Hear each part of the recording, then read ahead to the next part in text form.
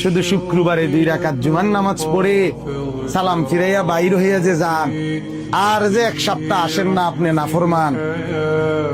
এই 1 সপ্তাহের তো খবর নাই। ওই শুক্রবারের 2 রাকাতেরই কি দশা, এটা কি বুঝুন আমরা? আপনি শুক্রবারের 2 রাকাত তো কিচ্ছু হয়েছে না করার দিন, কারণ এই 2 রাকাত গ্রহণ হইলেও তো আসরের নামাজ পড়তে মন চাইতো। তাহলে আপনার নামাজের দশা কি?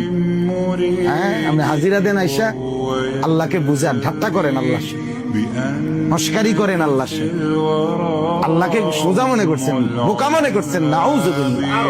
কি ভাবছেন মিয়া? কি ভাবছেন? কি ভাবছেন? একটা বিল্ডিং এর ঘরে থাকেন, কয়টা টাকা রোজগার করেন, আর এই ফাঙ্গাস তেলাপিয়া ফার্মের মুরকার কক মুরকা দিয়া ভাত খান, ধনিয়া পাতা, কাঁচা মরিচ, টমেটো, আলুর ভর্তা, এটা দিয়ে নিজেকে খুব বুদ্ধিমান মনে করছেন না?